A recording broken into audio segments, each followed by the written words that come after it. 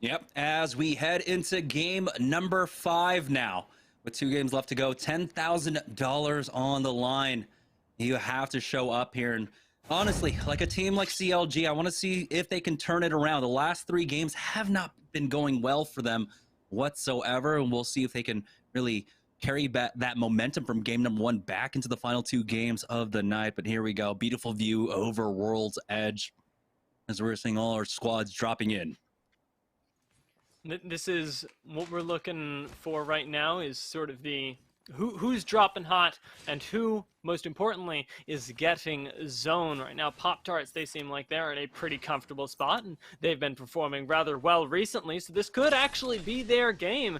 Just looting up slowly right now, but they do have that rotation into Fragment should they choose to take it. And it seems like that's the direction that they're heading in. Not looking for early blood, of course, but to get a sense of where they are and where they, most importantly, will need to be as that next ring does close. Does look like we might have a thermal ending here. This could go over towards tree. We'll find out in just a moment. We can see just the edges of the second zone there as Impulsive Dream was able to pick up that beacon for us.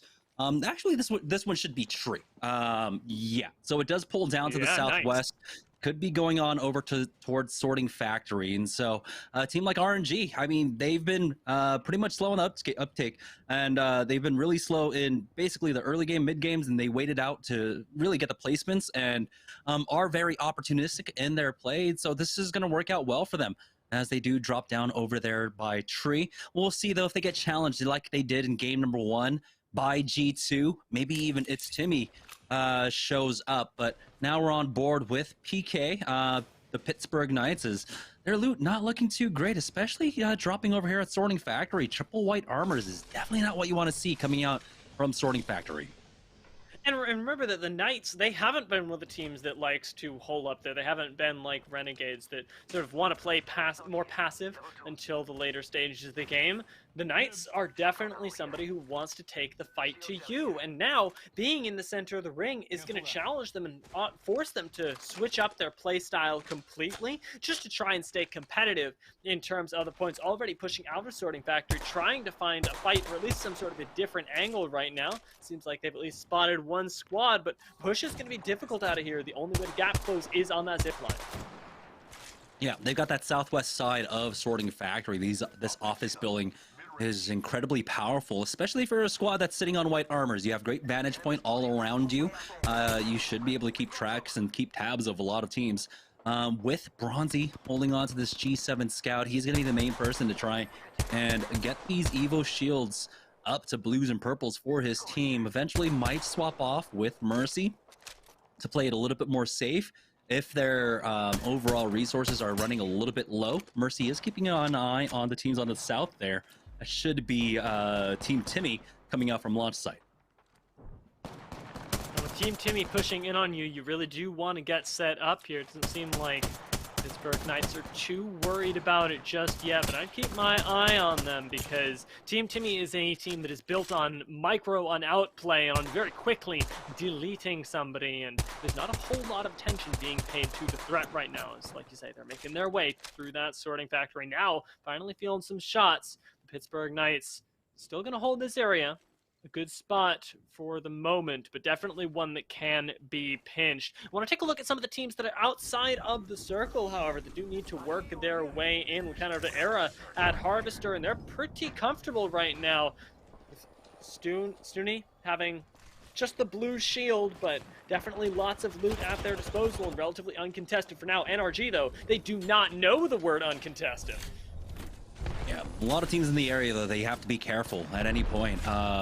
Pittsburg Knights can come in for the third party, especially with how close they are. Whew, Rocker somehow does survive throughout all of that. And you even see on the kill feed, Lazarus getting to a fight with TSM, not the defensive department. That's going to be the Valkyrie tactical coming out here, as I believe Reps was finished off, and we'll see if TSM can recover. They were a little bit late on this rotate here. TSM typically move a lot sooner than this on a ring like this, and so I'm surprised that they actually got caught out here by Lazarus with his zone just now closing. Typically, it was maybe a minute before this where they would have already been through here and into Sorting Factory, so TSM not playing like their usual selves. I mean, that I think really is an understatement, especially starting off in game number 1. Yeah, and part of that, or at least now, I can sort of attribute to the fact that the day hasn't been going too well for this squad, and trying to shift up that play style may just be an attempt at trying to solve the problem, right? What is going on with us? Why aren't we able to close out on a lot of these games or even mid-game fights right now? And definitely changing things up has bitten them a little bit here, although they can still get that number back up. Well, CLG, they've at least got a spot for themselves, got some nice loot, and are feeling a lot more comfortable, even with their early placement, sort of holding them down in terms of points. Yeah, they're going to be playing on the north side of the zone right now, up in Harvester. This can be a bit tricky. Oh, no. Imperial Hell, OTM. I don't know how that happened. Because they were smack dab in the middle of the zone. What? I can't tell you. I can't tell you that one is a change in play style. That one is just questionable straight up. Team Pringles, though, very happy to pick up Snipe Down, wipe out TSM early, and that's the end of that story, really, because the placements have not been high, and at the moment struggling for points. Doesn't get any better this game. Yeah, Team Pringles now sitting on triple blues there, as the round 1 is still closing. TSM, the first squad out, 19 teams remaining, so really their chances for a top 3 finish basically gone unless they somehow hit a 40-point game in the final game of the evening. But now, as we have our teams moving through, I'm wondering where Cloud9 are throughout all of this as well, who would have had a similar rotation path. Team Pringles are safely here. It doesn't look like there are too many teams around them as well. And so let's go ahead and swap around and see where all of our other teams are holding up for this zone. There's Cloud9. Hey, look at that. You ask and you shall receive. We got to look at Cloud9, who are very well stocked up here in Shrainyard, have a good position on the ring, and get to play edge as they've been more comfortable doing recently. Still looking to group up, but there aren't a whole lot of squads in their area last we checked the map, so maybe not really finding that much fruit for their labor, despite the fact that they do have a good position. Everybody else seems in a real hurry to get to zone. Yeah, we already saw CLG moving in. I can't imagine Team Liquid are anywhere around here, so Cloud9 hovering around in Trainyard. Seems a little strange, but, you know, just slowing things down. Team Pringles, though, as they're making their way through Sorting Factory, they've got a team split up right now. 2 drop down to the low. The third finally joining behind them. Defensive bombardment has gone down. And right now, you do have Joey Cherish trying to go for that blanket. He does have an angle here on the right-hand side, getting some decent damage off, but they turn around onto him real quick and force him back. So Team Pringles miss out on an opportunity for some kill points here as CLG now are making their way into Sorting Factory. Oh my goodness. Lazarus getting lasered there as Hundreds goes down, and it looks like CLG should be able to pick this one up. Man is getting challenged outside by himself, but the EVA 8 shots are good enough. But oh no, the third party is here coming out from Lonely Fans with 2 knocks. It should be the full send as they are making their way on over. The fast res on to Vax. They don't have a gold bag behind it. Thermite down onto that door. They're trying to secure that thirst. Madness should get finished off, but they'll buy enough time for the third party to come out from Team Razor. And now they're going to try and force back Team Lonely Fans, but oh boy, what is going on here? Another team might be showing up behind them, and so Team Razor themselves have to back off, and they go back into the train tunnel here as things will slow down. We'll see if CLG can recover, though.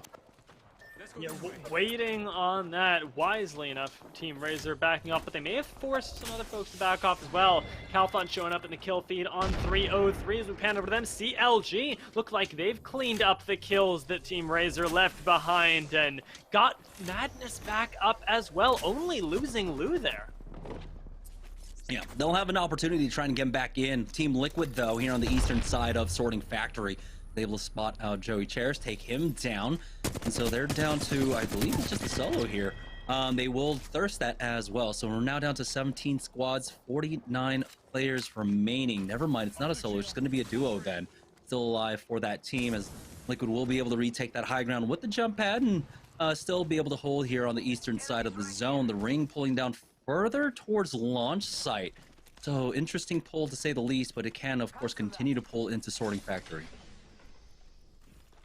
I'm curious because where the ring ends up and where you're predicting that it will is going to matter a lot more for teams that are trying to play the zone as opposed to Liquid, who are the ones that get to sort of play this leisurely. They know where they stand in terms of at least the next ring and have plenty of time to plan out their moves until that final circle. Seems like they've spotted some prey.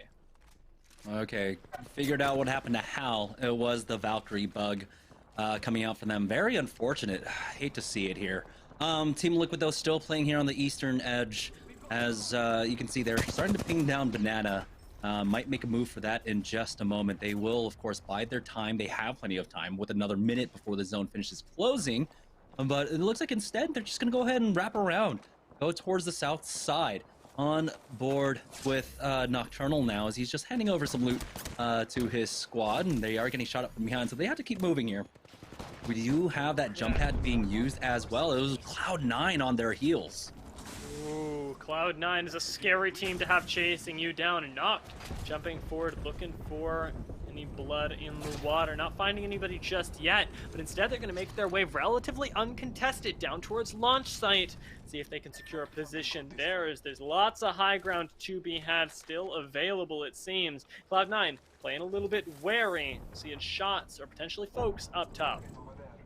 Yeah, they've got their eyes set on the buildings to the south there, just on the eastern side of, northeast side of launch site.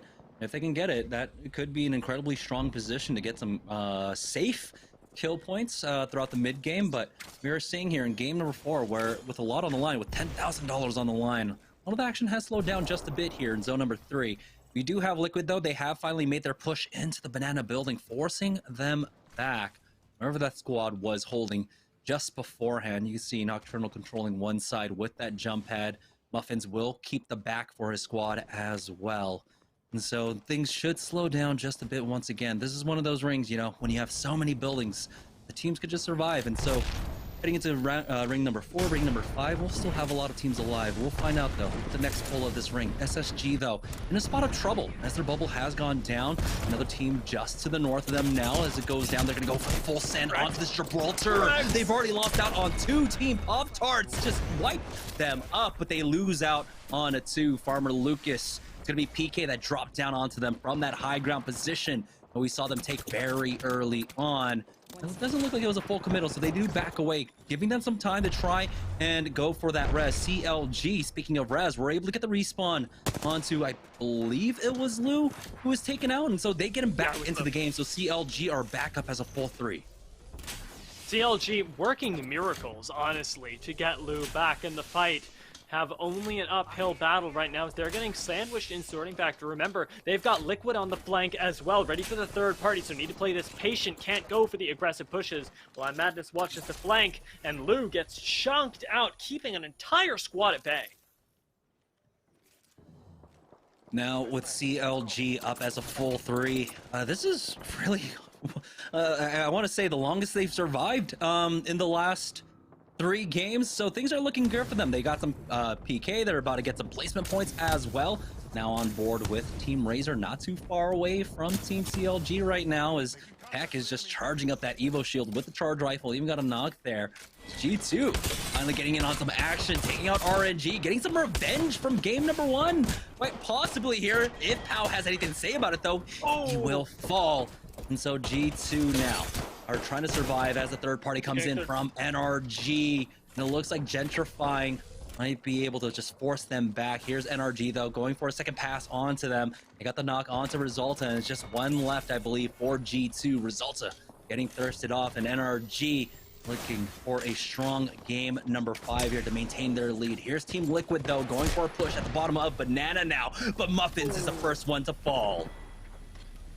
Watch Nocturnal now as he and Flanker are backing off, knowing that without that Gibraltar, they can't really contest the 3-man push. They don't have the utility, and instead are going to have to give up a lot of ground, potentially being pushed out of this building entirely.